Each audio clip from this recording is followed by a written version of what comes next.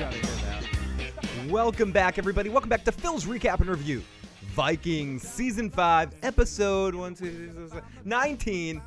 What happens in a cave stays in a cave. It reminds me of that.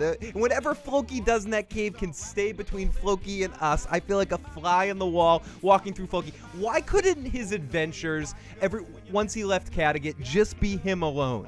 I could deal with watching his storyline just being Floki. I enjoyed even just this better than most of the community stuff that we got in the last season and a half. But what an episode of Vikings. Lots of fun. That fight with Ubbe and Frodo Baggins was intense, and I like how it wasn't overly glorified. It was a good knocking down, drag 'em out, dirty, rough, tough kind of fight. I can't say the same about the death of Judith, which was sort of a afterthought in the episode of such a big character. I know she's had several celebratory moments this season, and I've mentioned that she's probably my most valuable. What am I? Ladies and gentlemen, the Sportscast tonight after this episode of Vikings television. I will give my MVP award of the season to, no, but I really am enjoying, or really did enjoy, the Judith performance, and if this was her swan, or this is her swan song episode, I doubt she's going to come back much, maybe in some sort of flashback to Alfred at some point, but not on the high likely scale. I have to say I really did enjoy her run, and this was a good point. I love that scene at the end with Bjorn and Hitzak combining, hugging at each other out. Loving it, loving the Ragnar brother love. It's a beautiful fucking thing.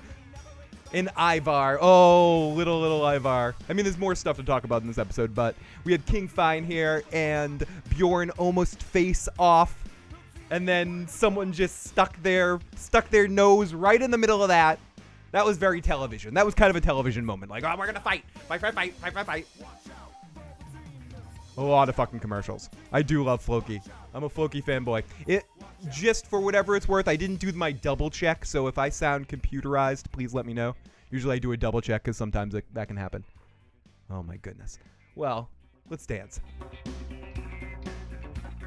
So I was doing my Kermit the Frog dance. But I did enjoy this episode. I didn't necessarily enjoy it as much as the previous few episodes, but this was kind of a needed episode. And the high points of this episode, the action that we got, it really moved at a really good brisk pace. That's what I'm liking about this back half of this Vikings season. It's knowing the right times to slow down, the right times to go forward. It's fucking me very good. It's hitting me in the right spots in this back half of this season, and I'm quite enjoying it. But I'm also not alone. I can see it out of the side of my butthole eye. The best, the beautiful, the live motherfucking chat. Here we go. We got Hannibal, or Stella Harrison. Oh, is that your porn name, Hannibal? I like it. We got Stella Harrison in the live chat. We got Top Shelf Fandom. We got Justin in the live motherfucking chat. We got Brian. We got Mingy. We got Paul Q. We've got I See Fury.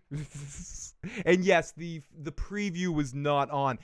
History Channel's trying to get up on what you got to do sometimes. They're borrowing something out of AMC's playbook. I call it the Into the Badlands thing. That if you want to see the preview for the next episode, you're forced to watch most of the next show, just so they can get you in on the ratings that you tuned in to Night Fight, which is the show that was on after Vikings, which I did DVR because I wanted to watch the Vikings preview, and then I realized I could just watch it online 2 seconds before I did the podcast, which I did. And if anyone didn't see it and wants to know what happens, it shows the attack, the beginnings of the attack on Kattegat. Bjorn is charging the gate, and Ivar shooting arrows down. That's basically what you see. And it looks like Anakin, Ivar has the higher grounds. That's what it looks like. That's what it looked like to me. But we'll see. Lagertha has another spirit journey, and this time she sees the bishop. What's next for Lagertha? She's hanging on the storyline, and she's getting younger by each moment. Each moment Lagertha is going. I very much love the direction that Vikings has gone in these final half of this season. The beginning half, I think King McKay said it perfectly in one of his last videos.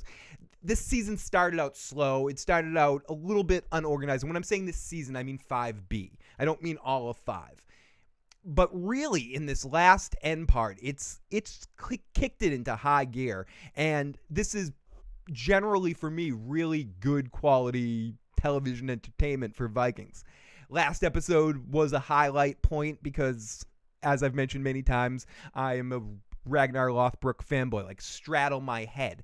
But in general, I think they're finding the right place and the right amount of time to focus on each character. Is Ivar infuriating? Yes. Did we get too much of him at times last season and into the beginning half of this season? Abso-fucking-lutely.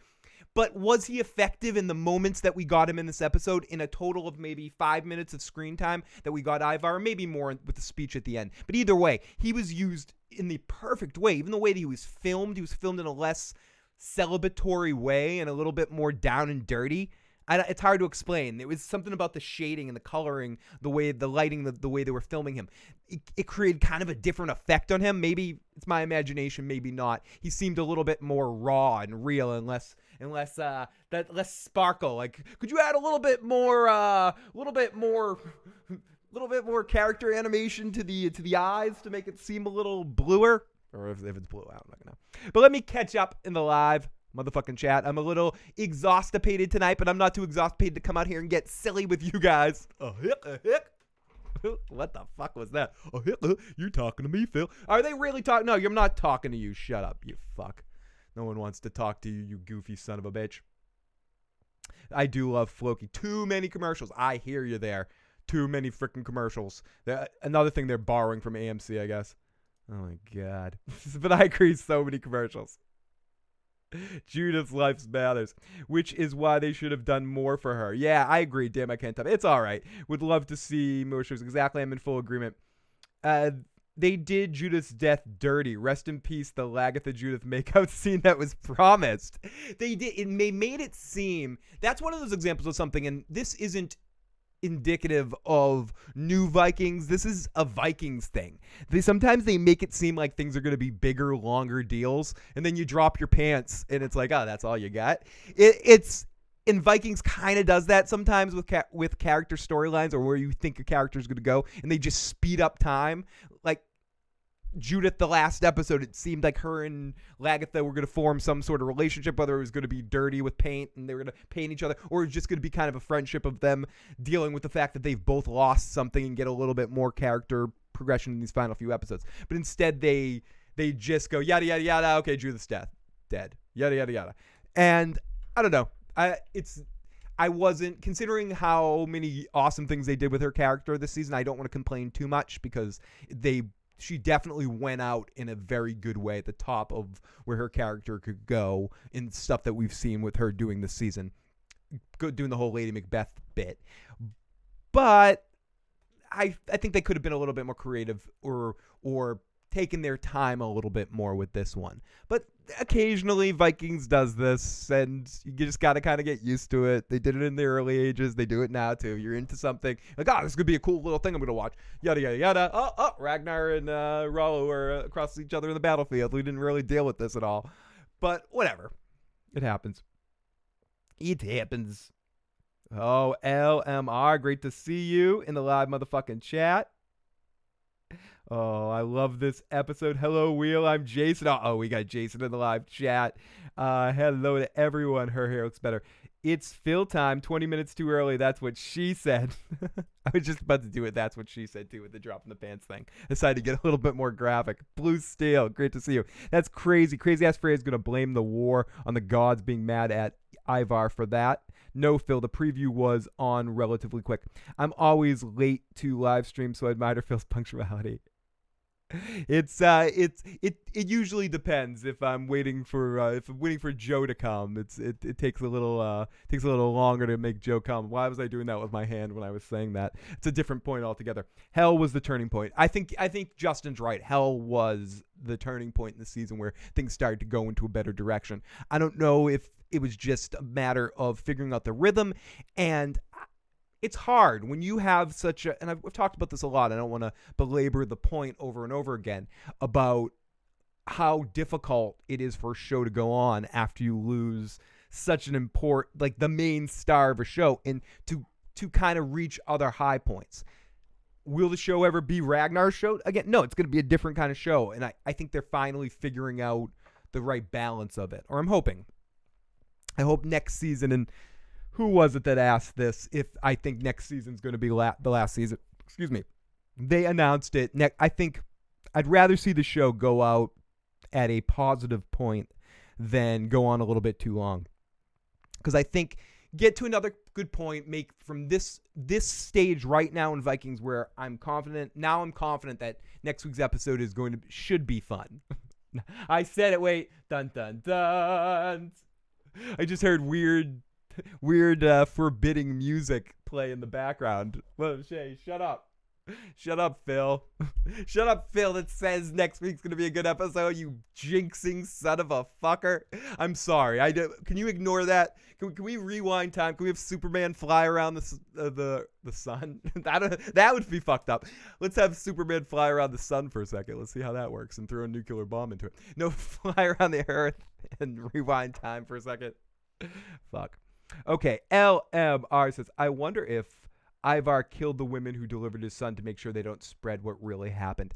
I would not put anything past Ivar, and I love what they did to Ivar in this episode too, to make him even more, or to add even more, and bringing back his nastiness and not making him romanticized in any way in this episode. And I think they tend to do that with him because, as Brian suggested, if any one person is the star right now, I guess it's Ivar. But so he has a little bit of that main character shine to him at times. But I feel like in this episode, they dirtied him up a little bit and showed you his true nature. Hannibal signed in on his other name. Signed under the porn name. I just worry about Floki. I thought which was a really awesome visual, when the landslide. I'm not going to try to sing that. I was just about to try. And the landslide. No, don't do it. Stop it. No one even knows what you're doing now. You're just an idiot. When that part all happened, I was like, oh, Floki's done for. I still don't think he's getting out of there alive. And we'll get into that a little bit more when we get into the recap, but I don't think he's leaving. I don't think he's leaving that mountain without the dwarfs. Elliot Collins. Great to see Elliot Collins in the live motherfucking chat. Brunhilde had one scene where she showed Ironside bells. Birdie. Phil, you have a delay. Oh yeah, I have a delay and I'm behind in the chat, so I'm reading old chat questions. But there is, I believe, a few minute delay. Judith woke up that day she died, every hair in place. Hurst has too much ADHD and not enough Adderall. We get to see Laura, get to see Jay. Did Floki find the Holy Grail? You're stealing my thunder. As always, Bernie and I have the same perspective. I wondered, did he find the Holy Grail? And then when he got buried in there, I think I wrote my notes. So Floki's the knight in the Last Crusade. Is that what we figured out in Vikings tonight? What have we learned tonight? We learned that Floki is the knight. Alexandria.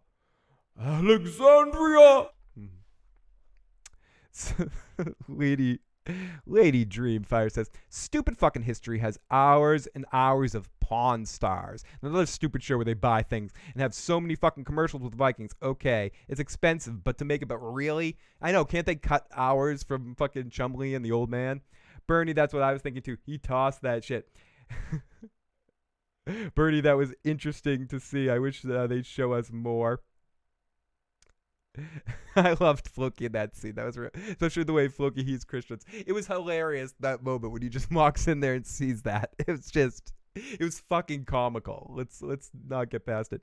What's Alfred going to say when his wife has a big blonde baby? He's going to say it's a god. That's right. I'm touched by the gods. This is Johan from the island of I don't know. I'm just fucking. I'm just fucking. Well, this is what happens when I'm tired. I'm like, I'm just fucking. But good question, Mingy. Blue Steel. Who who would have thought that there'd be a Christian missionary at the bottom of a cave? Those guys are fucking everywhere.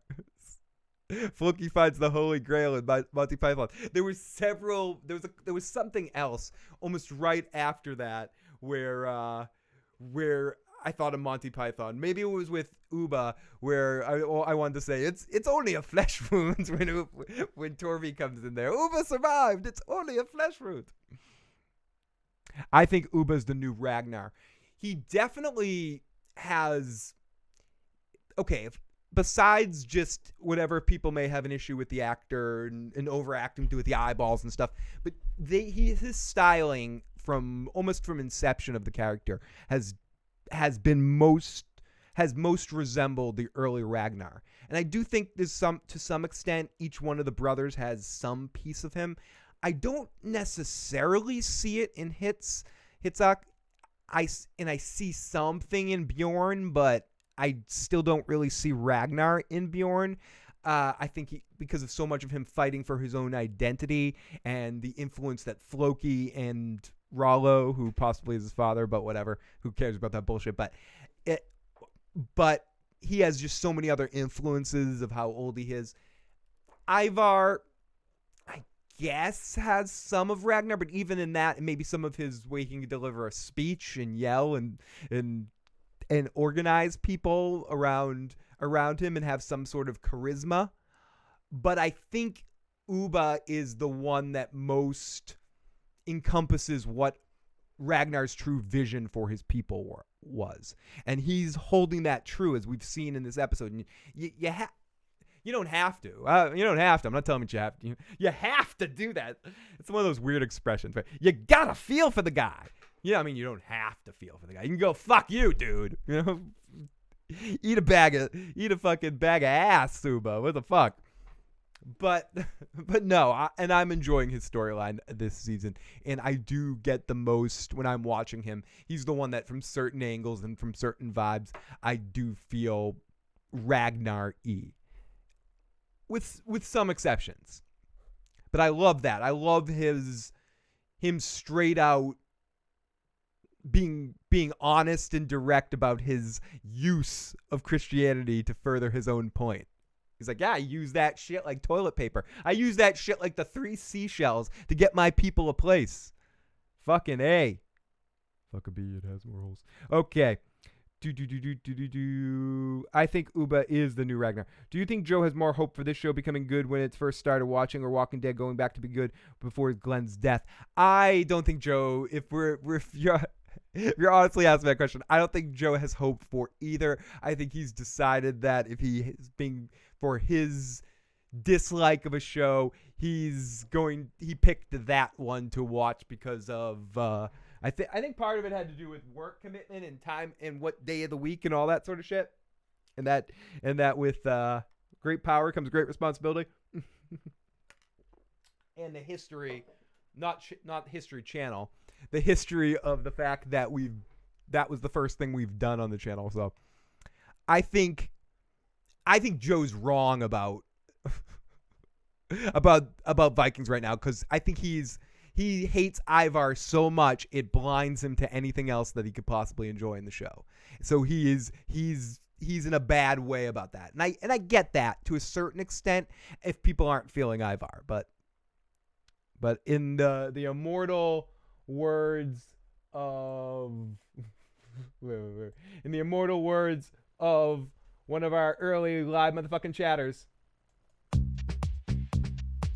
Shut the fuck up, Joe.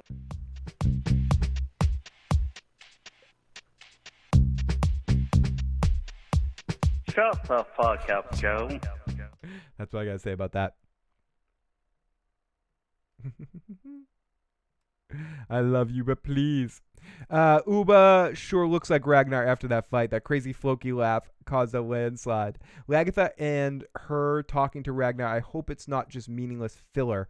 Are they tracing something? Lagertha and her talking to I don't know. I don't know if it's just my biggest fear with Lagertha is that everything that they're doing with her right now is that they just don't know what to do with her, so they're trying to give her stuff and anything to keep her going right now.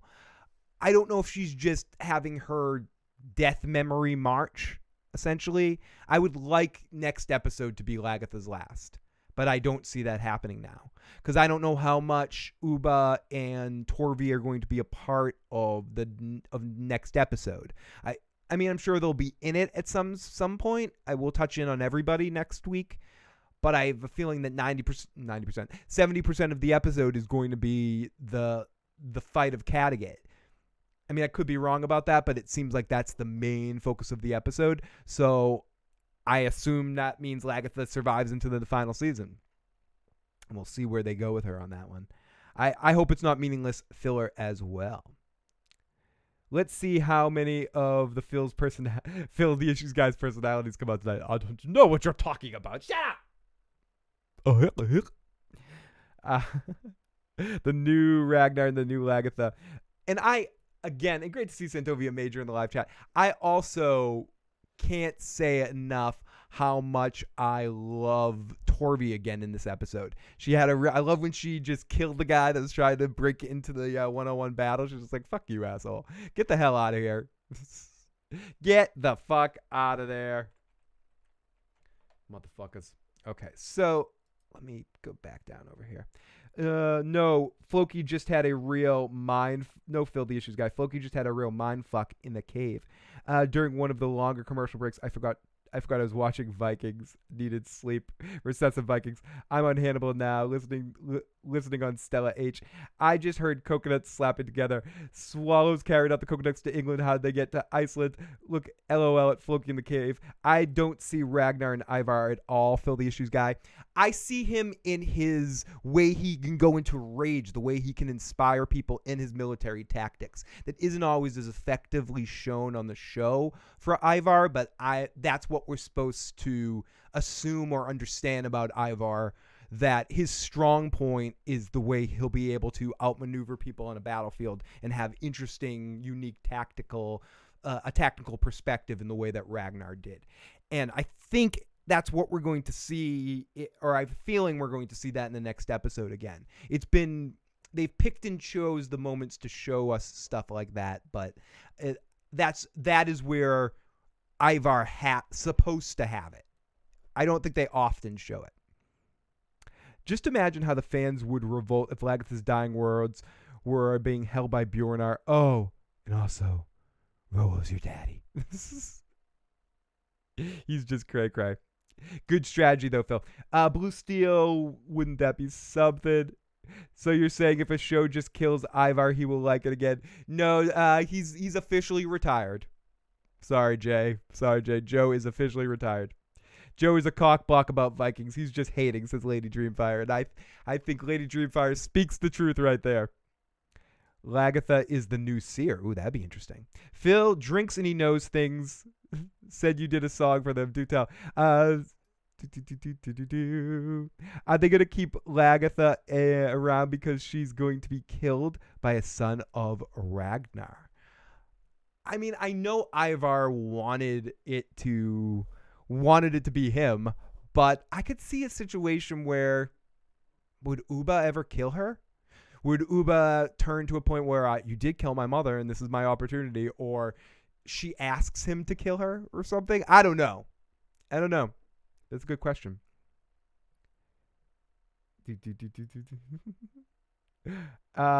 the new seer. I could see her being the new seer. I'm so sad that this show is over, though. No, we have one more week, and then we have 20 more episodes of Vikings. So anyone who is like Lady, who is maybe a little disappointed with the end of the season of Vikings, we have 21 episodes of Vikings left. It's one season, but that's 2 seasons of some other shows, most shows these days that have 10 episodes.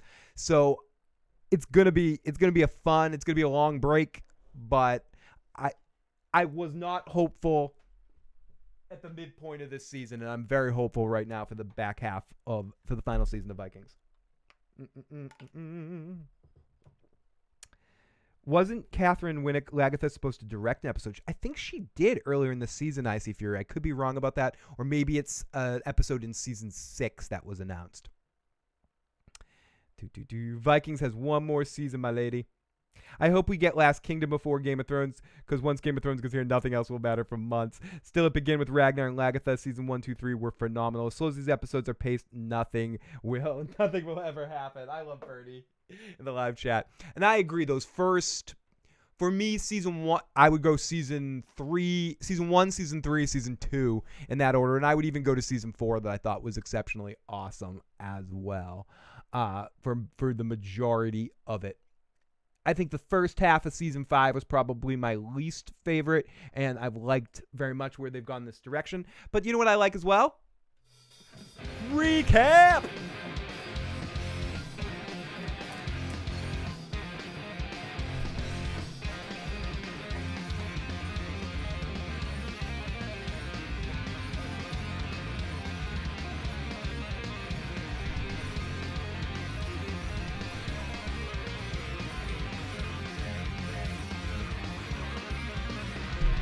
Time for the recap.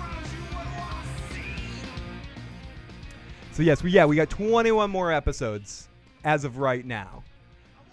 So it is one more season, but it's going to be a good run. Not with all these commercials. They're going to add commercials. We're going to get less show. Oh my goodness. Okay, so let's get into this episode. Time for a recap. Wonderful bug. I need some of that energy. I need some of it too. I don't know what that was a mistake. It was definitely a mistake. It was alcohol driven. Let's blame it. I'll blame it on the booze. So let's get into the recap of this episode, break it down, and let me catch my breath. So the episode starts out with a really nice rhythm. We gotta recap the commercials. Then we get about 10 or 15. The episode starts out with a commercial for Night Fight. And if you didn't know it, tonight on Night Fight, they will be fighting with actually Viking weapons. And make sure you tune into Night Fight before you see the preview for next week's season finale of Vikings. If we didn't mention, Night Fight is premiering tonight, so make sure you watch it. Thank you. So, do we know when the next season will air? I haven't checked. If I'm going by historically with Vikings, it will premiere probably in November. No, wait, where are we now? We're in, it's ending in, what the fucking month are we in?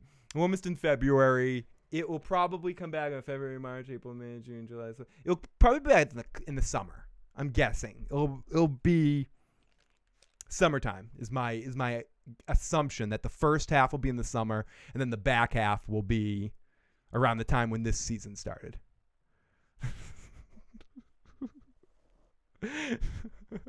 Sorry, I'm in an extra goofy mood today. I'm excited. I've had my first 2 days working a new job, and I'm a little tired for the first 2 days, but excited now to get into a rhythm and be able to come out here and babble with you guys a little bit more often. And so, anyways, let's get into this silly recap and stop babbling out my bum. So the episode starts out with a nice little rhythm. There's some some fire rocks, and there's Floki's starting a fire in a cave. And I said right at the beginning, it's already more interesting than anything else he's done this season. He explores the cave, looks around, no music, just his curiosity. And his curiosity was a lot of fun. He can play this stuff extremely well, and I know people say in the chat, stop licking Floki's beard. I'm gonna get that all up in me. I like it. I love this guy on screen, and I hope they don't. I hope they end his character. Him and Lagertha both. I think more so with Lagertha because she's not continuously interesting to me. Floki is individually. But they need to figure out the right moments and I hope they figure it out right, because these are our two stowaways from the beginning. I guess Bjorn too, but it was different actors playing young Bjorn. So I think it's important to make sure you figure out the right time to say goodbye to these characters and don't stretch out their stories too fucking long. No matter how much I love Floki, and I hope he doesn't leave that mountain. And I'm sorry to say that. I don't want him to go back to the group in Iceland and be an inspired leader or what. I don't know. No, please. Just let him die in that cave. Hey, February is Lady Dreamfire's birthday month, and you're hoping I sing you a song. I will. Yes. Yes, it's I'll make sure you don't have what do we got? We got 8 more days. Awesome. So the first podcast I do in February, remind me about that, and I'll sing you a special birthday song.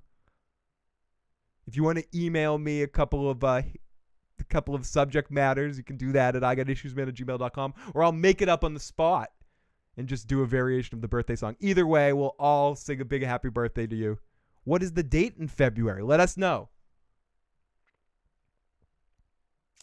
And it's a fun one. I'll talk about it more later. Let's see. LDF, will there be trouble in East Anglia? I can't believe the Vikings are just going to go sit there without raiding or doing something. I think that's going to become more of a problem, and we're going to deal with that stuff more next season. I think those were laying seeds for the final season stuff. But that's just my guess. And I do think that's not going to go without issue. It's not going to go without issue. So then after the Floki stuff, we hear bells as everyone heads down. It seems Judith is on her deathbed. Alfred's there watching over her. She doesn't say a word. It looks like she's about to say a word. Mm-hmm. Thank you. Thank you so much, lady. Okay, so then we hear the bells. It's Judith's death. Ding dong, Judith's dead. Or no, it's sad. The bells in the deep.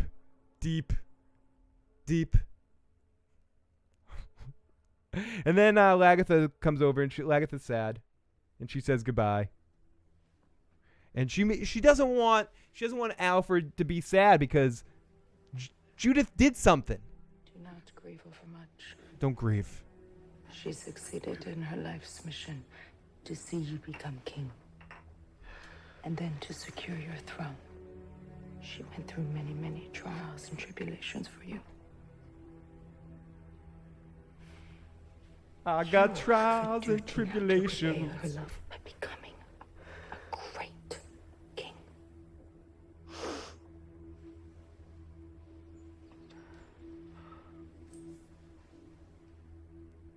You will be king. You're the boy that will be king. Judith's last thought was probably of Athelstan. She was thinking about some sweet applesauce. Speaking of some sweet motherfucking applesauce, Brian Dodd, thank you so much for that super chat donation. Means so fucking much, buddy. That is so awesome. Gonna give you a spin of the fucking wheel. A little spin in that wheel for you. Take a sip of a beverage, but I had to move the beverage so it didn't land. It landed on drum fun. Ooh, so you get some drum fun. Let's see if I can make this happen right now. Time for some drum fun for this motherfucker.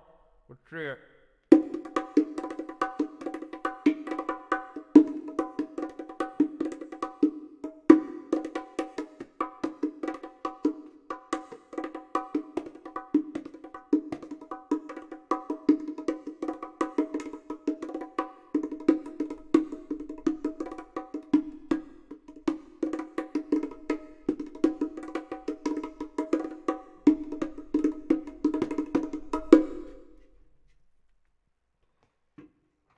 There you go. Sorry for the long broken silence. I'm realizing I'm trying to assess how loud that is and if we're exploding neighbors right now.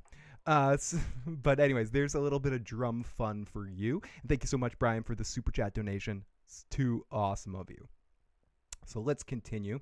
When Ubbe was laying on the ground, he looked a lot like Ragnar. I agree. At that moment, that whole scene was, I think, extremely well done. And the fight was not glorified in a television sort of way. It's reminded me a lot. I just showed the Sopranos thing. obviously a different genre, but of the fight with Ralphie and Tony and that conclusion, and when it just feels like a real fight, it doesn't feel like a television orchestration. It feels like two people how they really would have to kill each other. I keep hoping that Floki would find a door and it leads to Phil's studio. Wouldn't that be amazing? There is a hole in the wall right there. You guys can't see it. One of these days, I'll give you guys a actual studio tour down here once I finally get all the shit set up. And that would be great if Floki just popped on in. There's an episode of Deep Space Nine, ding, Deep Space Nine comment, where the main star of the show, Captain Sisko, or the big star, he's only in the episode for 2 seconds when two of the side characters are tunneling in the hills and they open the wrong compartment and they're suddenly in the main office of the commander. They're like, "Hey, dude, sorry, we'll see you later. We're going to our storyline for the episode." Oh my goodness! But Brian, again, thank you so much for that. Show us that hole. You want to see the hole? There's a hobbit that lives in there, and there was what's going on there? Gizmo, Kaka? What are you doing in there, Gizmo? Okay, so Lagertha comforts her, and Lagertha tells Alfred he's going to be. Now, did anyone think this was a little on the nose? Where's the line? Let's listen to this line again. Well, I don't have to play it again. She says something along the lines of, "Alfred, you're going to be a really great king." She succeeded in her life's mission to see you become king. And then to secure your throne. She went through many, many trials and tribulations for you. Speaking of trials and tribulations, the name of a Star Trek episode, King McKay. You have a duty now to repay her love by becoming a great king. Ding, ding, ding, ding, ding. I almost wanted to see one of those VH1 pop-up video things to go on right when she said, "And you become a great ding, ding, ding, ding, ding, great king." Could they've used a different word there? No, but I'm kidding. I'm picking on it a little bit. That's me. That's me being super nitpicky in the moment because I went, was that intentional? We need a word for her to say right here in the dialogue. You want to be really like Cloak and Daggerly cool, and some people are gonna get. Let's have her say great. No, I'm sorry, it's stupid. Anyways, Fraggles do live there, and they grow those. What were the little guys called that used to build the Fraggles food? They would build those little architectural design things that the Fraggles ate. That was fucking awesome. Bum bum bum bum. Crash your days away, longing for another day, let the music fade. Down to Fraggle Rock, boom, down to Fraggle Rock. The cave probably has 2 openings, but the cave Floki went in, I think, is really called Hell. She knows things. Have a good night, my lovelies. Got to go, but I'll have fun. LMR, thank you so much for popping on in the live motherfucking chat tonight. Great to see you. King McKay, great to see you in the live chat as well, buddy. And all of our friends that are in and out, slap and tickle in the live motherfucking chat tonight. She didn't go through the trials and tribulations. She committed usurpation and murder. God, I love Centovia Major. I would not enjoy watching these episodes if I didn't get to come out here and talk to you guys in the live chat as much. It makes it so much better. Will Ubbe eventually fight Alfred since he's taken up with the Norse gods?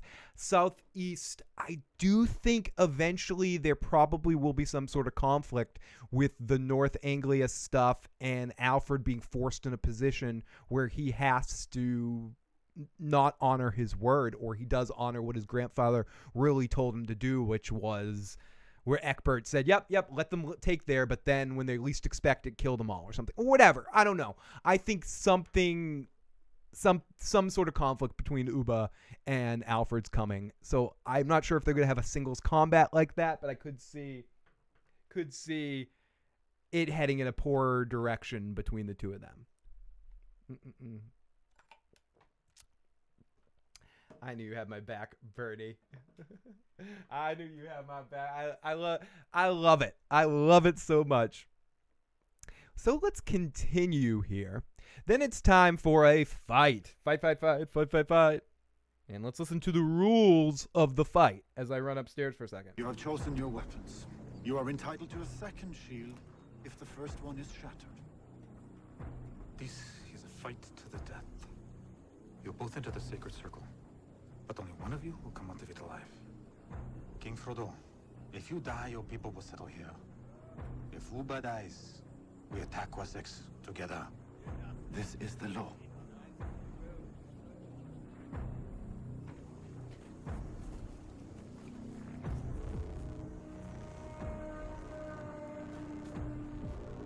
I love this whole setup too. I didn't get to hear it again, but I love how it gets set up like a prize fight. In this corner, we've got Ubbe, son of Ragnar. And in this corner, with his companion Sam, we have Frodo Baggins. But he has a powerful ring. And now he's set up to the fight. This will be a 2-lance battle. Each man will step in, only one will live. It'll be like Chosen versus Danielson. You know, live or die, man. Die. Wrong.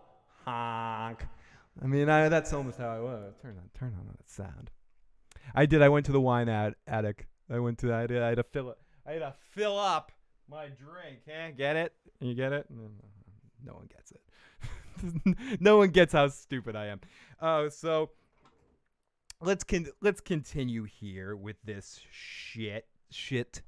And then it's time for a fight, and we get the pre-fight rituals. As Ubbe doesn't look scared, but he looks moderately concerned. And he's like, oh shit, shit's real. Like, we're not concerned, but he's getting into it, and he can tell he understands the gravity of his situation. And then we get into some Lagertha visions, as she has visions of past traumas, and she's like, listen, everybody, I don't know what I'm doing. Blah. Yeah, and see, because she has the gray hair. This is Lagertha. Everyone, this is our wolf Lagertha. on loan from Katie Crow this evening. She allowed me to warg into one of her forms. 2 men enter, 1 man leaves. Alfred, the above average, just doesn't have the right ring to it. It doesn't. I agree. It's not quite right, Icy Fury. Not quite right. And that it's not quite as effective. Yeah, 2 men enter the octagon. Only 1 man lives. This will be a fight for the ages. Yes, it will. I'm the Viking King. Thank you, Lagertha. Queen Lagertha. There you go. Stay down there. So, let's continue. So then we get the pre-fight rituals. Ubbe is intense, looking a bit concerned in the situation. He's like, he knows he can win, but he knows it's going to be a tough fight. Lagertha has her vision of past traumas, sees the bishop dying, horses dying. Oh God, she's on another spirit journey. We see her but we do get to see her right after the battle and what happened as she walks towards the fog, towards a shadow figure, and then she falls, into darkness. I mean, like darkness washed over Lagertha, darker than a black stairs took us on a moonless prairie night. I mean, there was no bottom. And I mean, Lagertha's situation is all fucked up. And then we see her with the witch who's working on her and who's cutting her hair and giving her new life and burning her hair and burning that shitty wig and giving her a new shitty wig as we see Lagertha coming back to normal. And we're off to Floki, who sees a light in the tunnel. And he's crawling through it, and he's crawling deeper, looking for the dwarves. Then we get the fight starting between Ubbe and Frodo, and almost immediately Ubbe loses one of his shields. Then he gets his second one, and he looks a little bit more concerned. But then he just drops the shield, and he gets all Ragnar. He's like, "Fuck you, motherfucker! Let's fight!" And Frodo's like, "Yeah, let's do this." So Frodo knocks him down. Ubbe's definitely losing this first part of the fight. He's looking like Rocky after like 10 Drogo fights. He's looking bad. Then Frodo seems to be playing to the crowd. Frodo's doing the classic mistake of the television antagonist in a fight. He starts playing to the audience, hitting them, then going, "Ah!" I'm Frodo of the Shire. Yeah, and it's no. I mean, kill him, stab him, and then cheer to the crowd. I mean, come on, really?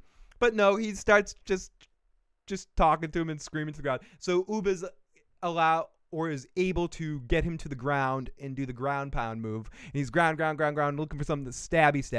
And Ubbe looks like he's having the advantage, but then Frodo has the advantage, and they're both a bloody mess. One's been stabbed in the head, one's been fucked up in the eye. They both get to their feet, and then it's chokehold time. It's choke, then back and forth, and choke. And then you see Ubbe. It's focusing on his eyes as it looks like Ubbe's about to lose, but then you can see him calling to Odin for help.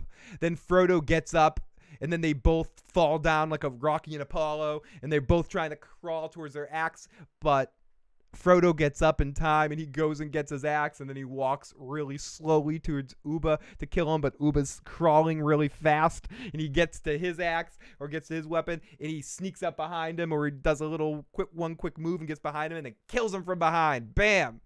And then one of Frodo's dudes runs in to try to stop the fight, and Torvi just goes, Psha! And kills him. And then one of the other kings goes, I'll allow it. And Torvi says one of the sons of Ragnar has won. And then we hear the Ubbe, Ubbe, Ubbe, Ubbe speech. And Ubbe has won the fight, but he looks... at first, I really thought he was dead. I really thought he was as dead as disco. But nope. He survived it. Are we done seeing Bishop Batman now? They're contractually hooked up to him for this season as a whole, probably. So we probably won't see Bishop Batman after this season, hopefully. Gandalf the Grey fell into darkness, emerged as Gandalf the White. Lagertha was the ultimate trendsetter, shoulder-length hair in the 9th century. What a boss! Did anyone else see the Frodo? Anyone else think Frodo looked like skinny Anthony Michael Hall? I'll have to look back now that you said that and see if I think that. Floki had a Planet of the Apes Statue of Liberty moment when he saw that crossed out in the cave. Damn you Christians! Damn you to hell!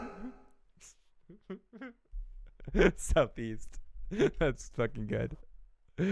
Oh god, oh fuck, I love you guys in the live motherfucking chat, all of you, each and every one of you. Ubbe checks, I can't stop this feeling. I can't stop this feeling deep inside.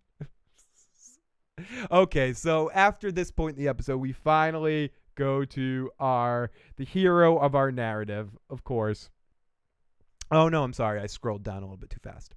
So, yeah, okay. So then we're back in the chambers. Ubbe is alive, but he's not doing well. Alfred calls for him and tells him to go back to to send him to his chambers. And this was the line. Let's see if I have this. This was the other line that made me think of something from Monty Python.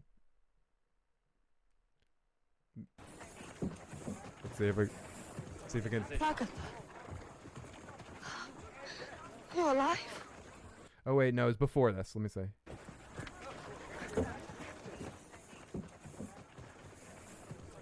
Lagertha.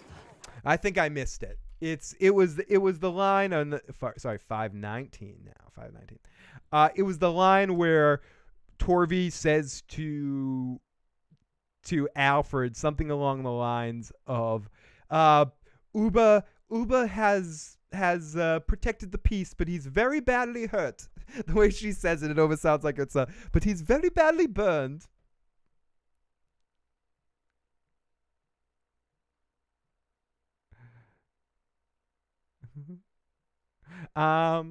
Hooked on a feeling. Ooh, hooked on Floki's feelings.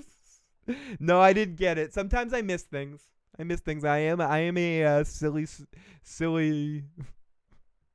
hippie after all. And as you've mentioned, lady, the delay from the chat from what I'm saying for a few second delay screws me up because sometimes I don't remember what I was saying 5 seconds earlier.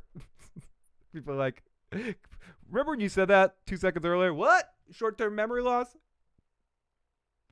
Ubbe did look for sure dead. It was bad. It was bad. Oh yeah, this is gonna we're gonna print up this T-shirt with Joe, you're wrong. We'll get this text. Or can I change this? Let me change this. Joe is wrong. Yeah, we wanna do this. Get some sort of T-shirt with Joe is wrong. There we go.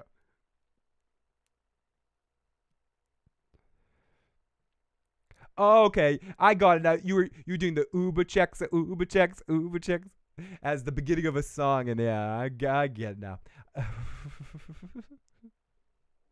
But I have to say, I mentioned it earlier. I'll say it again. I loved the way this fight was filmed and choreographed. I love on a show like Vikings, or I don't mind stuff that seems a little bit more orchestrated in the right kinds of shows or even in bigger battles. But in a one-on-one battle like this, I like that they kind of made it seem real and made it seem you felt every moment, you felt every hit. It was dirty, dangerous, and well shot, and graphically, and good to go to graphic, and very graphic. They didn't hold back. They went all out with it, and I liked it. It was a highlight point of this episode from an action standpoint, and just from a character standpoint, to show what kind of man or what kind of Viking essentially Ubbe is. And we haven't seen him in something like this. We haven't seen a lot of our characters in something like this, but this really showed that he's Ragnar's son. And not that there was any doubt of it, but to see him reach in and pull that out, I don't know, I thought it was depicted well on screen, and yeah, I liked every second of this battle. It reminded me of a lot of fights in movies that aren't overly choreographed and are just raw battle kind of shits. Things like, as I mentioned earlier, Tony and Ralphie fighting on The Sopranos, or not to this extent, but like that They Live fight with Roddy Piper and the other dude. Like when it just feels like our knockdown, drag down, real dirty fight. Yeah, love how it was not stylized. Torvi plays a mean Adriana tonight. I thought it was great. I know King Makashi was definitely ride or die. See, I think I missed something else. Let's see. I thought he was dead for sure when Ubbe got hit in the lungs with the axe. It definitely looked like it was. I wouldn't have minded even. I know Ubbe I'm enjoying his character a great deal, and I'm looking forward to seeing where they're going to go with it. But if they had decided that this was the point where they were going to kill his character after winning that battle, but dying in the process, I wouldn't have hated that either. So often in fantasy, heroes slice down full armored soldiers with a single sword swing. But really, it takes so many chips to finally do. It was a slow battle to see them keep crawling towards each other because they know there's no other outcome than them to die. It just, I don't know, it felt like I had a lot of weight to it and didn't feel like just another foot soldier of a battle. So I appreciate where they were going for in that bat. Really, it really was refreshing, and not necessarily how I expected it to go either. And I don't mean that as an insult to the show. I just mean I wasn't expecting it to be that raw. Ooh, baby, I like it raw. I like Vikings raw. I didn't expect it to go that far, and I liked it. I was like, okay, this is happening. Oh, shit. Oh, yes, it's happening. Wow. I got so lucky there. I spilt the beer, but it didn't actually spill. Alfred is the king. He's the only one who doesn't have shit over him. So let's continue in here to get to the hero of our narrative again. The one and only. He's such a monster. You promised me a beautiful child. He was our child. The child of a god. Your child. Grandchild, Odin's son was the fairest and most beautiful of all the gods. I thought... Doesn't matter! Ivar, please tell me. What have you done with our child? With our son? It's not my fault. You did this. Where is my baby? Where is my baby? Ah!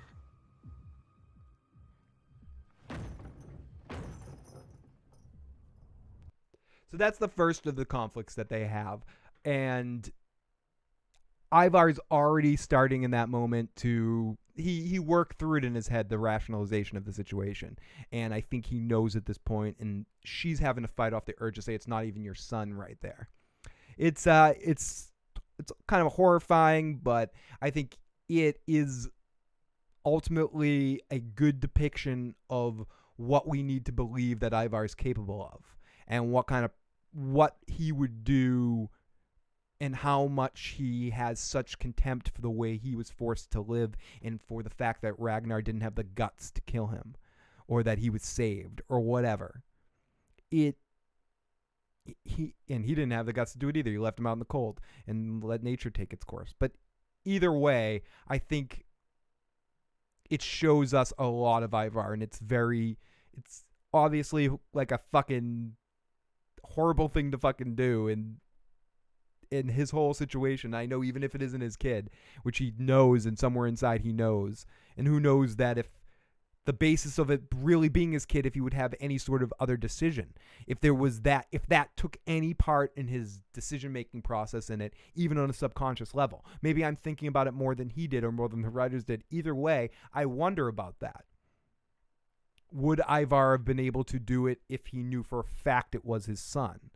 I think so. I don't think it would have mattered. I think in that moment he thought it was his kid, and it wouldn't have stopped him.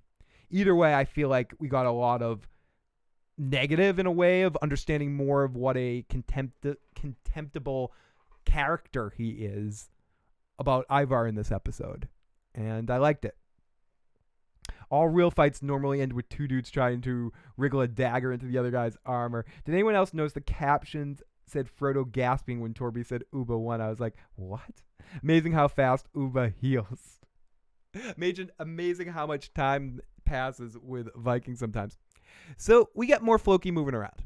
So then we go to Harald and Bjorn's situation, which was, in a sense, maybe an afterthought in the episode, because were we getting premature Vikingation here, where we got them leading up to a big fight, and they're about to fight. Oh no, I'm sorry, it's on the boat first. We go to Harald and Bjorn dealing with a perfect storm here. Shall we gather in the sails? No! We'll run with the storm!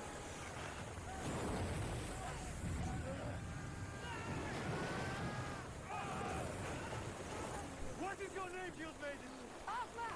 Look after my little brother, Magnus. All right! Oh, gosh. Okay, we don't have to listen to that, but Magnus and Magnus's new girl, which is going to be the storyline I'm voting for, I'm going to care the least about next season. He prayed to Jesus, and yeah, okay, which has some sort of parallel to later in the episode, or to Ubbe in the moment when he needed it, going to Odin. So you are what you truly believe in the moment where you feel like you're up against your life. So whatever, I appreciate that stuff. I'm just not fully invested in Magnus as a character yet.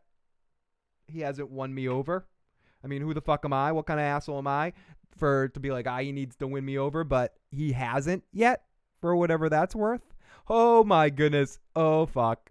We have another super chat donation. This one from one of the awesome fuckers out there, the Bloody Talker, who let us send some love to the Bloody Talker for suggesting something, which I am going to be signing up for pretty soon. But lots of love to the Bloody Talker, who says, started reading Game of Thrones Clash of Kings. I forgot how much better the books are. I kind of don't want a Duncan Hegg spinoff now. They will mess it up. Spin of the wheel for the Bloody frickin' Talker. And Robert, you have the sexiest name in the business, buddy. Sexiest name in the business. Phil Drink. Did it really just land on Phil Drink? It did. It landed on Phil Drink. So Bloody Talker, toast to you, my friend. Oh, yes. Woo! Drink it. Been lurking like a creeper. Oh, I love the Bloody Talker in the live chat. Moving on to Bjorn. The best is when he got bitch slapped by his wife. Oh, we're going to get to that. But first, let's go to the prequel to Indiana Jones and the Last Crusade. So Fluky, it's a fluke.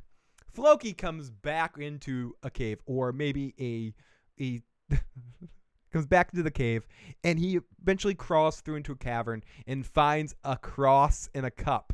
Is it the Holy Grail? Don't drink, Floki. Or you're not allowed to leave, or you might choose poorly. And we get classic Floki giggles and more giggles as this is acting, Joe. This is a great moment where Floki, he laughs insanely, and the laughter at first is a joyful laugh for a moment, and then you can see the look in his face as he continues to laugh in the same joyful way, as his face starts turning like, oh, and then eventually turns into crying, and eventually turns into screaming rage as his screams makes the mountain come down and flow in a landslide as he's trapped, and Floki becomes the knight from the Last Crusade. Phil, when are we getting that movie reboot stream? You fucking asshole. I'm going to add, you fucking asshole. Where was that fucking link? Excuse me. I'm disgusting. You know what? I made a list last week about stuff I need to catch up on, and I forgot about that one. I think I said in the podcast I have one more, and I have to do movie spin-off thing. You sent me a tweet about that, right? That had the link to that IMDb thing that I checked out once. Spin-off podcast. I mentioned this earlier in the podcast. Since I've moved into this new spot, I also had some change in a work situation, so I've been having to find a new job. So a lot of my free time was spent on going out on interviews and, you know, fucking sending shit out and all that sort of crap. I finally started working the last 2 days another second job. I already have another one too. But now that I'm actually into a schedule that I'm gonna know what the fuck it is, I can figure out the times I can podcast more. So expect in the next couple of months leading up to Game of Thrones, a lot more of me annoying you out here live with the motherfucking chat and catching up on a lot of podcasts I have to catch up on. So thank you for the reminder. Feel free to tweet my ass again, the link, and be like, remember this? Remember.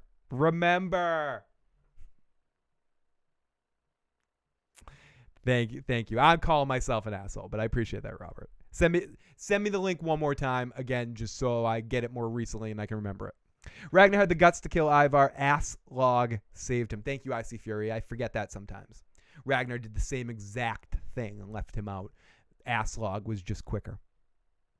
Magnus is so expendable. I just don't give two flying fuckburgers about him. I wish I did. I wish I cared about him, but I don't. He hasn't earned it for me in the characters, but whatever. Whatever,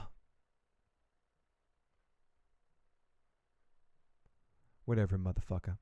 Let's see. I'm sorry. I'm moving through here. I'm got distracted. You ever just see a message or something? I just got a message that distracted me. No, I'm not looking at you, message. I'm not looking at you till after the podcast. Yeah, Magnus is very, very expendable, and not like Sylvester Stallone. So that was bad. I need some horrible sound effect to counterbalance my horrible joke there. Not like Sylvester Stallone.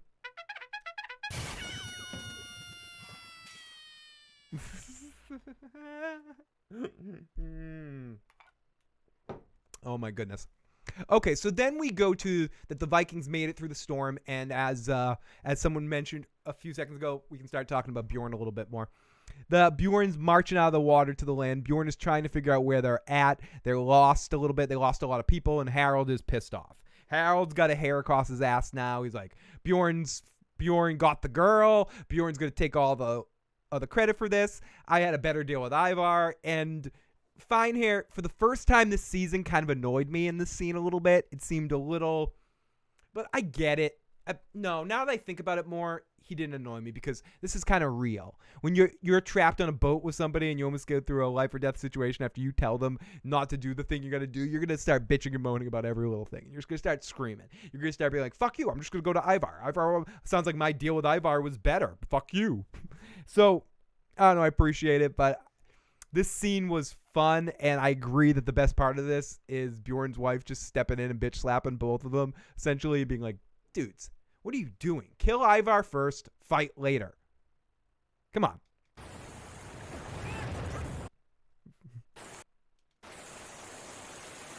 I have some idea. I think I recognize those mountains.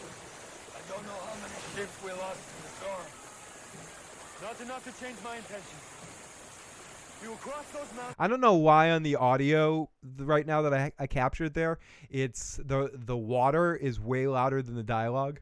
The text had to get and rip. But whatever, I'm not gonna. We don't have to listen to that. They fight. She steps in and convinces them to go kill Ivar, and they're like, okay, whatever. So then we go over to Tubi, looking at Ubbe. No, we're going to Torvi. Check on Ubbe as the nuns are there too, and he hides his face, or he looks to Jesus, and he goes, no, Odin saved me. So then we get somebody I don't care about gets in Magnus's face, calling him out that he called to Jesus, and like, you called to him, and Bjorn told me to watch you, and then he jumps in the water, and then she turns to Bjorn and says, well, he's a Christian, your brother. And Bjorn says, well, duh, he grew up around him, or whatever. But Bjorn says, really? And in threat of no, in lieu, I mean, not threat, in lieu of no Iceland plot, essentially, except for the cave stuff, which I'm actually interested in. The thing I care the least about is Magnus. He's not as interesting as Crazy Pants. He needs to show that he has some of his mother in him to be more interesting. So two people are looking at... Okay, so then we see the Vikings leading to the new land of North Anglia. Alfred gives them the land. Lagertha's there too with Torvi. They see the land. Lagertha calls to Ragnar and says, our dreams are coming true, Ragnar. Okay, so then we get an interesting scene with first of all, Ivar walks through the minute he walks in, everyone stops partying. And he's like, get back to fucking partying. What are you guys doing? Okay, gets all pissed off. I love this shit.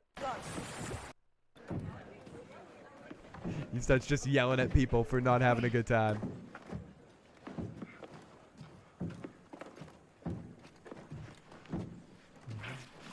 Everything just gets poured.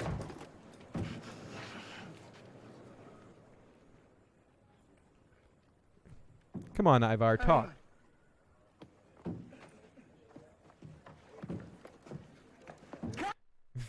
Sorry, I was waiting too long for it. I'm skipping it. Ivar says, "Just get back to partying," and he just screams. So then we see Freya and Ivar talking about or she's passively or aggressively talking shit to him about how she knows he killed him and that the kid was found and blah, blah, blah, blah, blah. So let's listen to a little bit of this. Well, they have found part of him. Hunters. They were killing foxes, and in their den they found...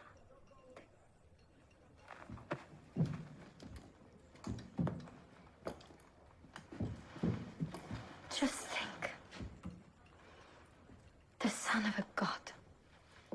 Dragged beneath the earth, eaten by foxes. I wonder if he was still alive. No. No, of course not. It was too cold.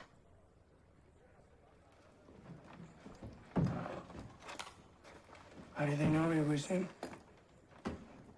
You're right. It could have been any child. And perhaps I was wrong to talk about our child as if he was a god.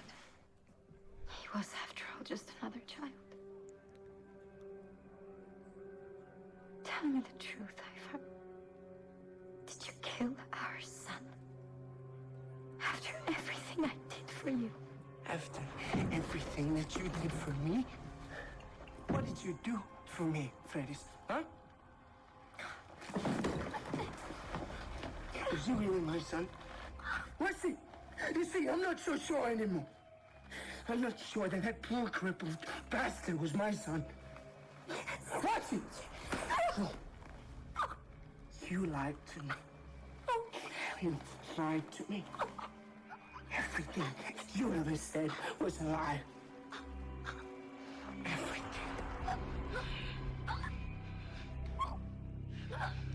And he starts choking her.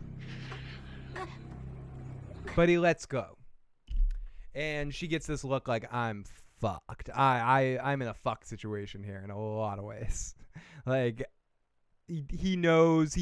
So Ivar basically says to her there, not even more or less, he almost directly says, I know it's not my kid. I talked to Maury. Maury told me it's not my kid. And then we go over to Hitz and Olaf, the Buddha guy, and they have a fun conversation about Ivar where Olaf still doesn't know if he picked the right side. Yeah, well, here we are. Yes. No, I still can't help wondering if I have made the right choice. Everything I hear about Ivar makes me believe that he is a man, like all others, a force of nature. If you believe in fate, then it seems that his star is in the ascendancy. I think your reading of fate is hard to... Santovia says, I can't lie. Seeing Ivar choke her made me laugh a little bit. And Joe is always wrong. Antoine Thomas in the live chat. Great to see you, Antoine Thomas. Good to see you, buddy. So then we flash to Lagertha back in court, and she's looking at the graves of her exes. Is she looking at Eckbert's grave and Bishop Batman's grave and looking at all her exes and like, they're all dead and I'm still the same age. Oh, what I like about these Saxons is they keep getting older and dying, and I stay the same age. So we're back in with Lagertha has her moment there, and then we flash over to Ubbe, and he is up, and Torvi tells him of his successes of fulfilling his dad's dreams.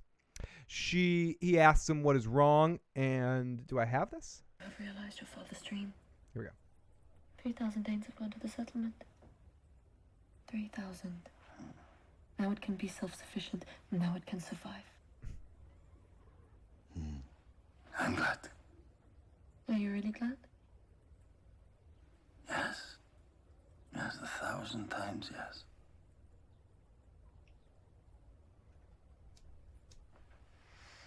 Leave us.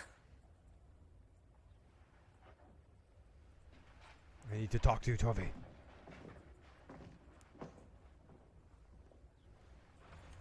Then what is it? What is wrong? I can see that something is wrong. Bring me the cross.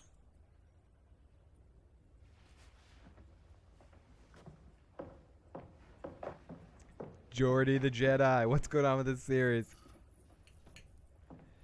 Heading for the season finale next week. Antoine. Something has changed inside me. What do you mean? They did do Judith dirty in this episode. That was not a good way to say goodbye to the amazing character of Judith. We talked about that earlier. I don't know if it happened during the fight or afterwards when I thought I was going to die. But this cross means nothing to me. I put it on like a brooch, a bangle, some decoration. It speaks so other people can hear it. It doesn't speak to me. But you wanted to be a Christian. No, I wanted what being a Christian could do for me. Oh, he used him. My people. Ubbe, Ubbe, Ubbe, Ubbe, Ubbe. Bubba da booba. So you still believe in the old ways? Ubbe. Yes. I love this. The music that's kicking in. It's. Spirits, they filled me. How could I fight for Christ, God?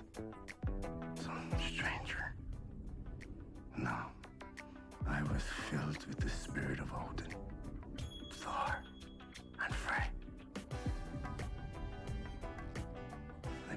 familiar spirits. In my heart, I called for them and they answered me. So once more,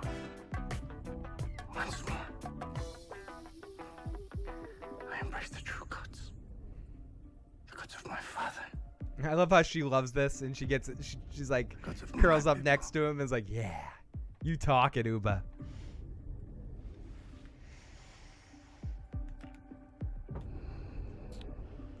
Great scene between the two of them. I liked it a lot. Good stuff. Antoine, when will we see Harald as the Anglo-Saxon king? I just want to see King Harald versus William the Conqueror in the storybook end gloriously. I wonder if they're going to go in that direction. A couple people have said this, and I tend to agree. At this point, I don't know how much of this is going to give us the actual historical tentpole moments we think that they're going to give, or historically they're going to give it. I wouldn't be surprised if this series tends to ignore the actual historical events from this point to the end of the series. I hope that's not the case, and if that is the case, we are to see Harald be king someday. And that's an interesting thing to think where we see the story right now. Could this season end with all of Ragnar's kids dying and Harald ruling all of Norway? I don't know. It's going to be fun. Ubbe showed he can plot and plan like Ragnar too. All this I don't believe in the Christian God anymore talk is getting Torvi all hot and bothered. Blue Steel, I was thinking the same thing. She curls up right next to him and just starts smiling and feeling good. Dun, dun, dun, dun, dun. Battle of Hastings is the most important thing. I love it, Antoine. Please educate me, because I don't know much about the actual history. That's one of the things that I miss with Joe. Joe knew a little bit more about that stuff than I, and when we had Joe's dad on, he knew even more than either of us.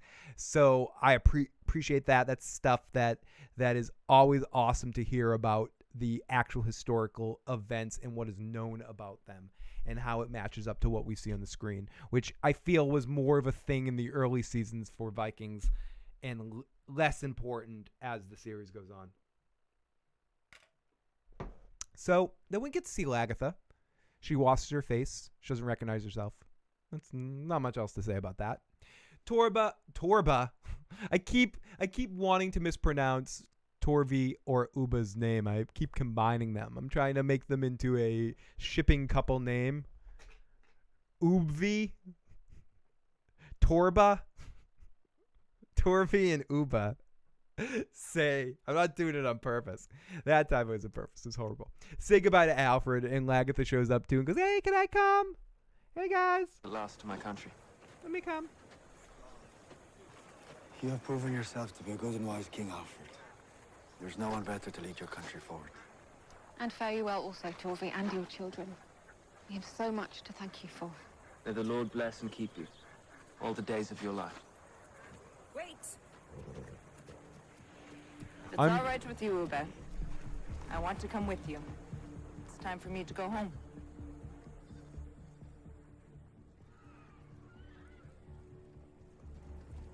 I want to come. And they ride off into the sunset. So then we get another one of these kind of two things cut in once a little bit to a certain extent. Ivar gives a speech about his love for his child. Spring is coming. Winter's coming. What did you say? Spring is coming. No, winter's coming. The last to my country. Spring is coming. Winter. The last to my country. Spring is coming. The earth renews itself. That which was dead comes alive again. What is dead may never die? What's going on here? Everything changes. My wife gave birth to a child. Beautiful, beautiful boy. I held him in my arms and he was... And now he's quoting a John Lennon song. Beautiful, beautiful, beautiful, beautiful boy. Sorry. I'm being an asshole. That's beautiful and that's shining. As Odin's son Balder. My heart overflowed with love for that child.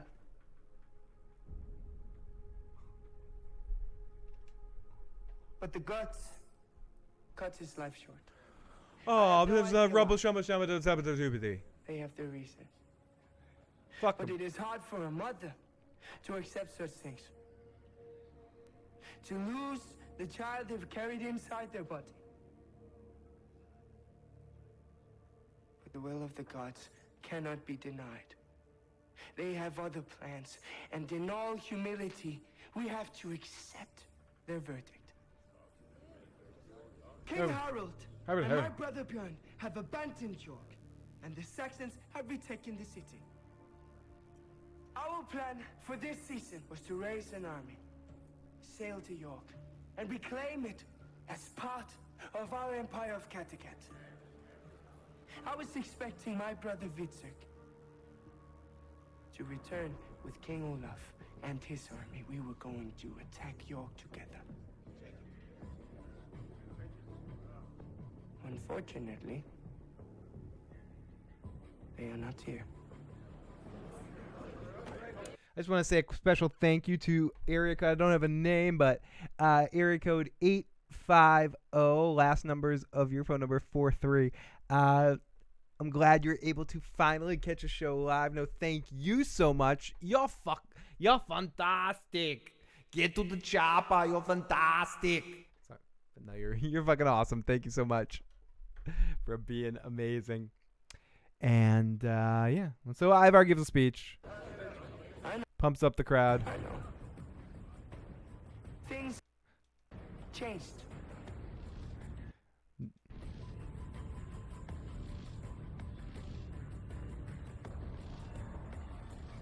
So he gives a big speech. Well, there's more to it later. So Bjorn and Hitsock meet up and they talk, and this is a feel good moment. This is getting all the guys together for the final battle here. Let's listen to the end of this episode here, and then we'll talk about it. Bjorn, where are you going with such a large army? To support Ivar, I suppose.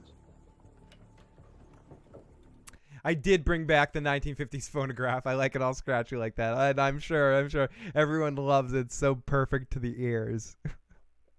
There's something wrong. I can't tell if it's the wire or if it's the exporting out of the new boxes, but something's happening to the audio that's fucking with it right now. But this is one of those episodes where I feel like I wanted I had to like pull out the old 45s and hook up my 45 phonograph audio recorder because the other recorder wasn't working, and this is what we got. See, I get what I get, and I can't get upset. So I got any way to make it happen on this budget. On the contrary, to attack him, to attack Kattegat with King Olaf and with you, I suppose.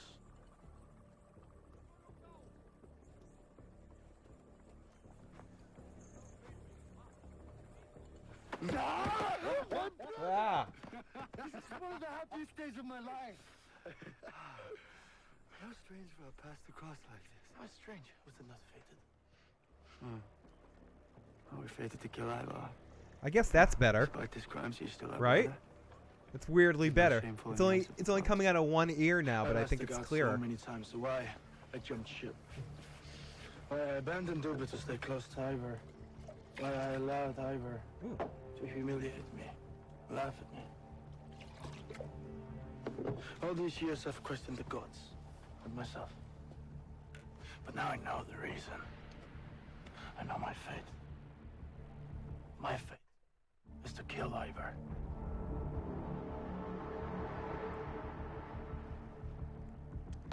He's like, okay. You want to kill him? My people, we will not venture out. We will not attack York. Instead, recognizing our own vulnerability to attack, we will renew and strengthen the defenses of our great town. I am with you. I am speaking for you. Let those who want to destroy us know this. You will never. Thank you, Centovia. We will always defeat you. The gods are with us. We are Marshall. We are Marshall.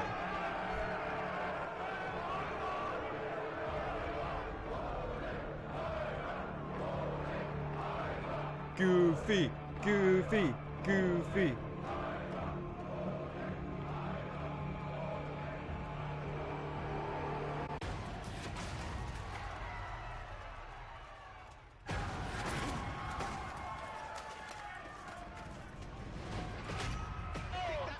Oh, and then we get our commercial for Night Fight. But yeah, what's weird is how I'm making it sound good is by like half unplugging it. So I think it's just a matter of getting the right wires set up. Wonderful Bug, thank you so much for checking out the show tonight. Blue Steel, thank you for keeping on me about that. Sorry for the crappy audio most of the show with that. I will try to figure this out when I have some free time and order some wires. Gonna order some fucking wires, dude. Phil, Judith rather die in peace than see the White Queen of the Lannisters rise. We shall remember the Vikings are legends as we remember the riders of Rohan. Yes, Gondor dress code took over as Rohan's dress code died out. So will the Saxons' female dress code go through changes, says Antoine Thomas. Catch you later as well. I am a hip goofy bastard. What's that? What's that? And then a big bad wolf came, ate Goofy. Oh, yes, I will kill you. Yes, soon you will be in a new dimension where they can drink your blood. I don't want to. Anyways, so this was a very fun episode of Vikings again, and we're leading into our next week's season finale called Ragnarok, I believe it's called. So I do expect an appearance from the Hulk. I'm hoping that we're going to get a special appearance from the Hulk, and that will be very fun. So, Bjorn and Hitsuck's romance rekindled. And I will catch all of you guys later. So I'm going to start to wrap things up here tonight. Keep this a little, keep the end of the show babble to a minimum tonight because I got to get up early tomorrow morning.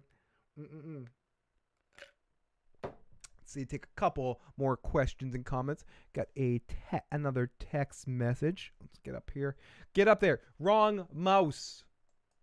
Great episode of Vikings. What do you expect from the season finale? Will Ivar win? Will Ivar win? I think, if I'm guessing, I would say Ivar lives, but doesn't keep Kattegat.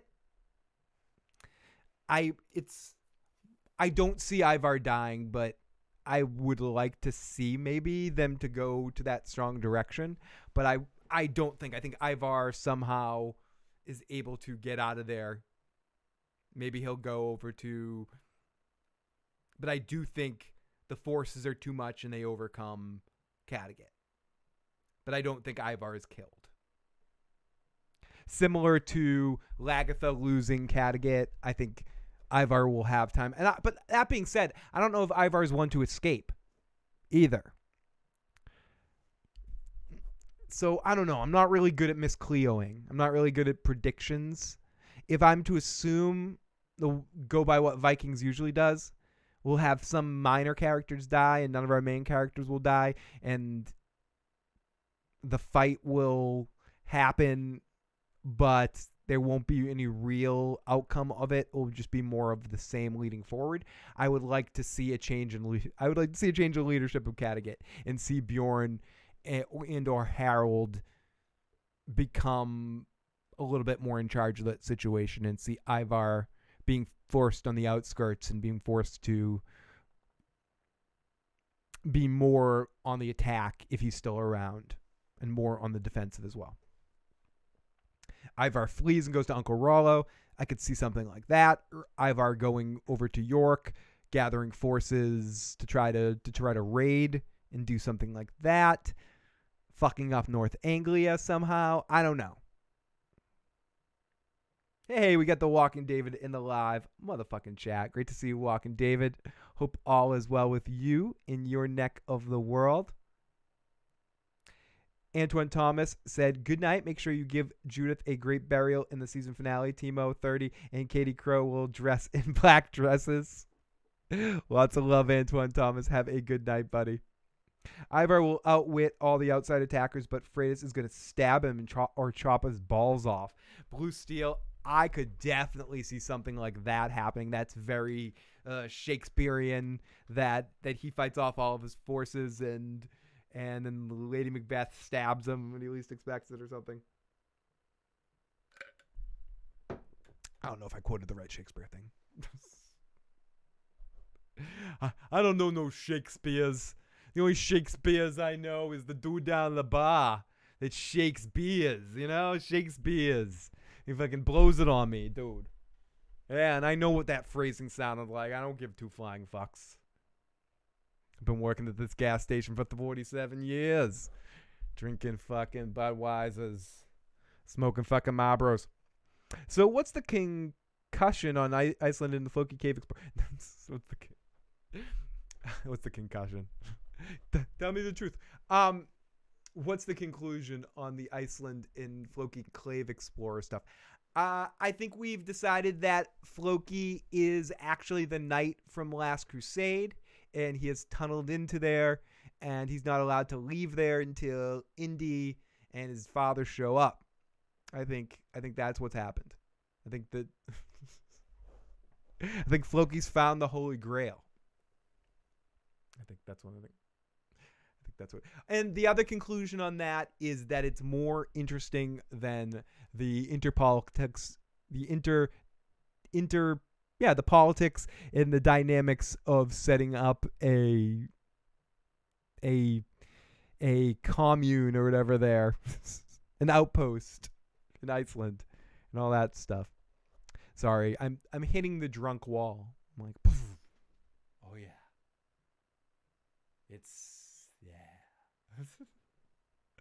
Oh my goodness. Better explanation than mine.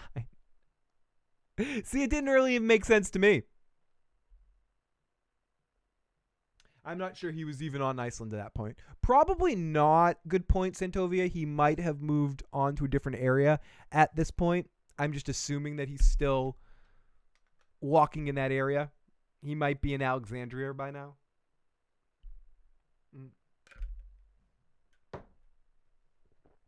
Excuse me. So I guess I should start to wrap things up. Yeah, why not? Start to wrap things up. Didn't I say that 20 minutes ago? I think I did. Oh, I do want to talk about one other thing. Why did I get so slow, Davey? Sorry, Davey. I feel like every time I come on here, I have another announcement about, as some people have pointed, a very potential nightmare, potential good movie, potential something or other. The Sopranos prequel movie thingamajigger that's coming out. There was another piece of casting announcement that came out this week. Before the last piece of casting announcement that we got was John Barenthal, otherwise known as Shane. Well, the characters he's played, Shane from The Walking Dead or The Punisher from, well, The Punisher, and lots of other bit parts here and there in other movies. But anyways, he is going to be in the Sopranos prequel series, playing an yet-to-be-determined character.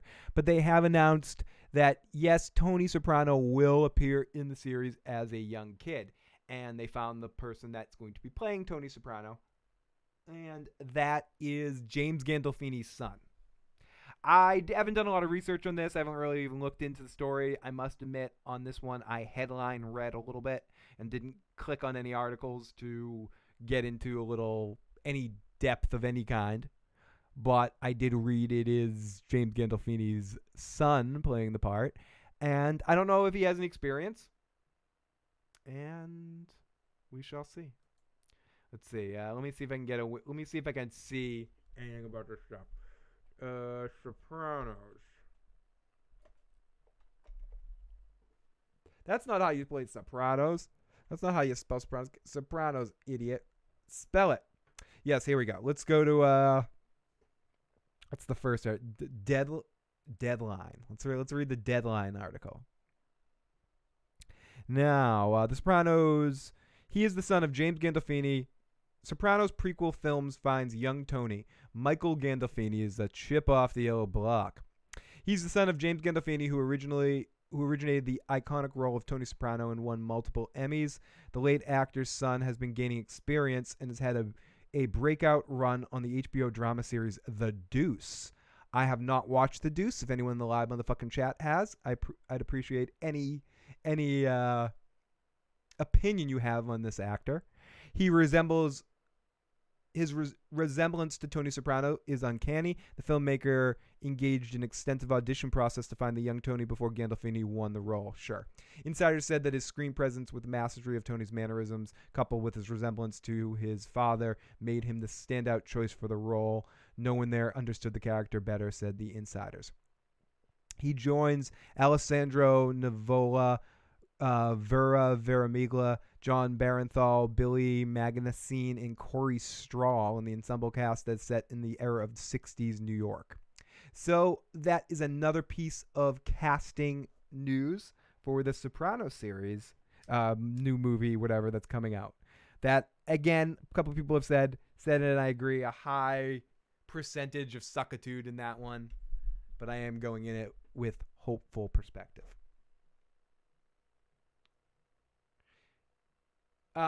James Franco, no. Shane, yes. Shane. John Barenthal, yes. Not yet. Floki will be 127 hours in that cave. That shit's gonna be good. Yeah, he's gonna go all. He is gonna go all James Franco there. I promise I will Santovia at a later podcast once I get into the flow a little bit. As I mentioned, nothing too exciting. Just work.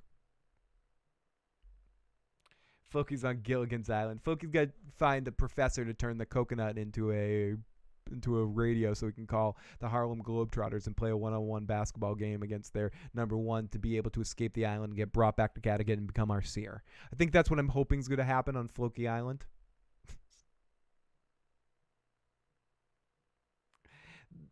The Viking, did Floki die in the cave? No, he didn't die in the cave. They specifically show him breathing, I believe, or having some sort of moment that shows that he's still alive. I forget if it was a breath or if it was a physical movement, but Floki, I'm willing to bet money I don't have. No, I'm willing to stake no reputation I have in any single way. I'm pretty sure Floki's alive.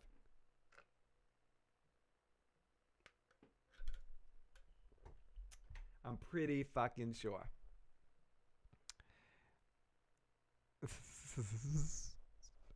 Oh yeah, what about Floki? About Floki's way? I mean, I think that's the only way. If he can find a professor to make the coconut foam, call the Globetrotters, play the one-on-one game, and win his way back to the island to become our seer, I think we'll all be happier people.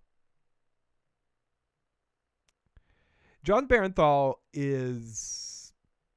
he's generally good in most things he's in, even when he has to play different kinds of characters. I think he picked the right time. He was lucky that he left The Walking Dead when he did.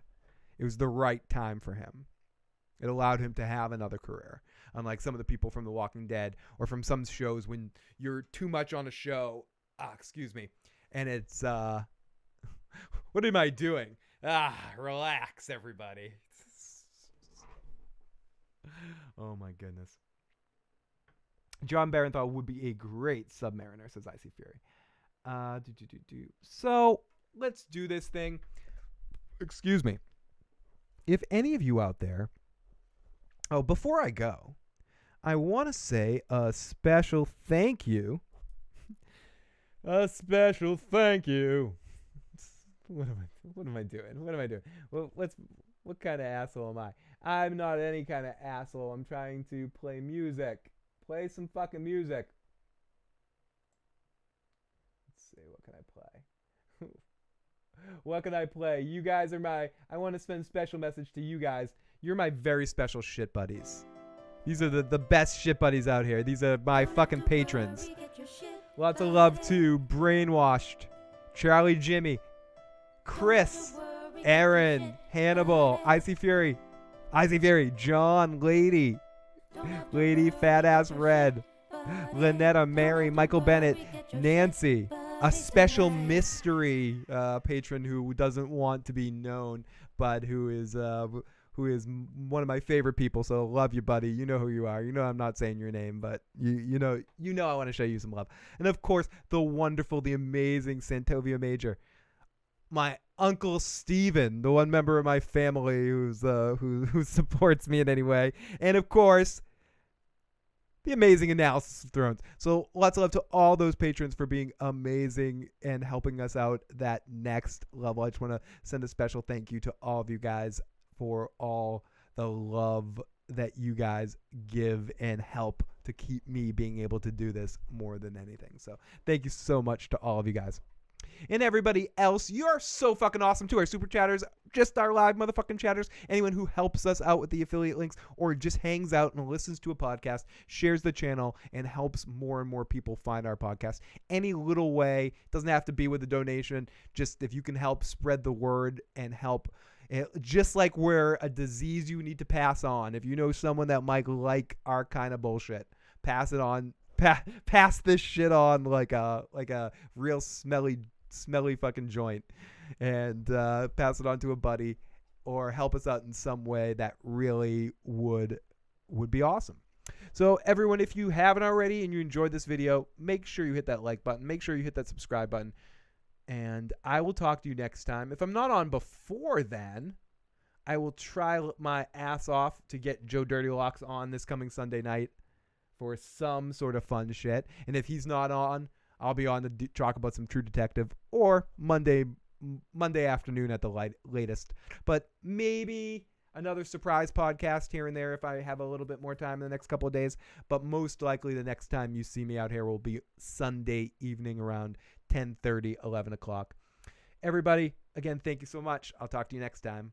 Later.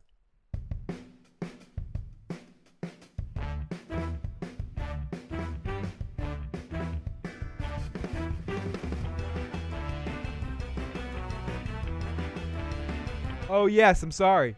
Punisher season 2.